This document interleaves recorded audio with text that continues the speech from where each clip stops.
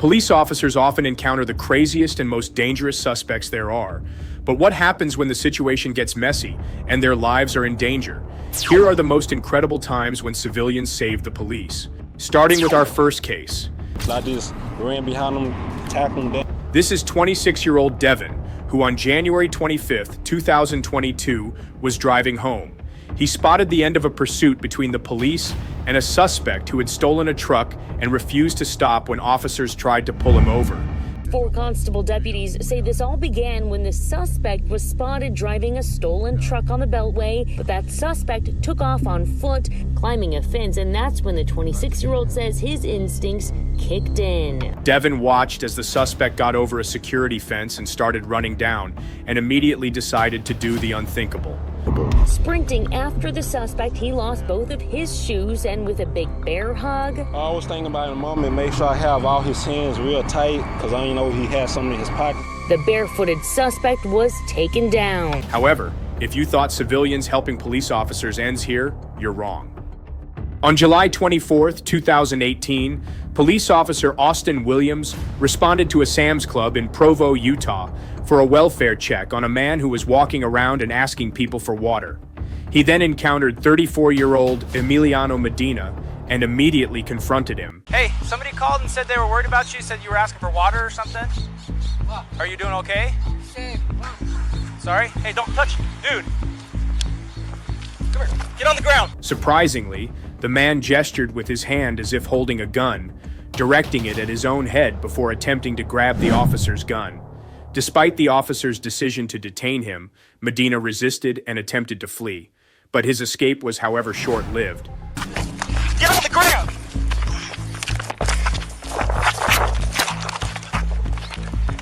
Step it up!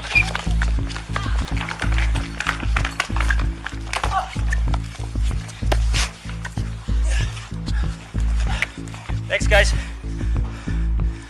Luckily, a bystander who had watched the incident unfold intervened and helped put Medina in handcuffs.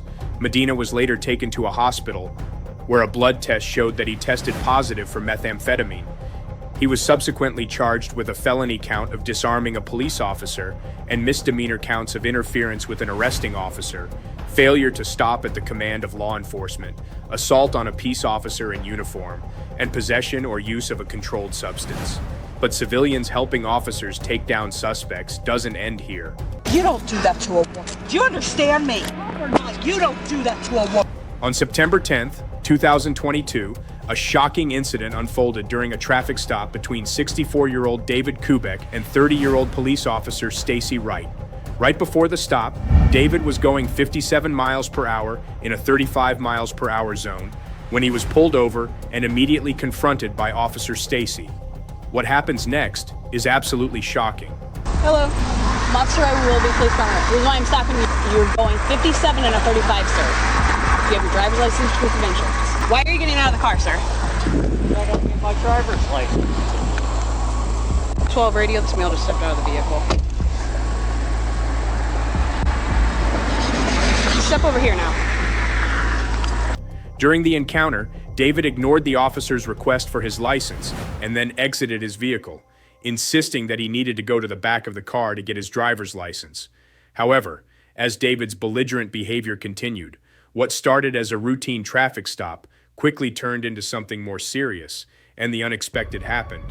I'm not sitting. I'm not sitting! Back up! Back up! I'm not sitting, mother. We're getting physical. Put your hands behind your back. I'm not. I will tase you, sir. Touch the vehicle. Put your hands on the fucking vehicle now!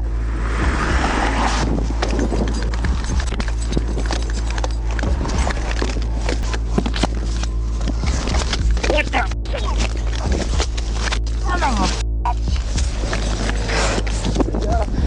Radio, send me units.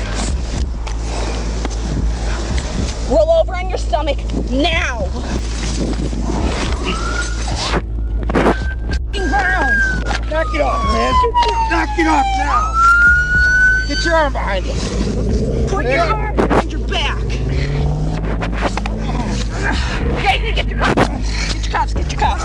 Get your cuffs. Shut up. You don't do that to a woman. Do you understand me? Pop or not, you don't do that to a woman. Alright, You're good up here. You're good. male's detained at this time. You can slide. After being joined by another officer, David was taken into custody and later charged with assault on an officer, resisting arrest, speeding, and failure to wear a seatbelt. But it's not just these people who see attacking a cop as a stupid and annoying thing, as you'll see in our next case. Intervened, but this Good Samaritan did. On February 2nd, 2022, 31-year-old Gilbert Antonio Villalba, who had an outstanding felony warrant, was pulled over by authorities after they recognized him behind the wheel of his vehicle near the Home Depot on South Harbor Boulevard. As soon as Gilbert came to a stop, he exited on foot and began to run.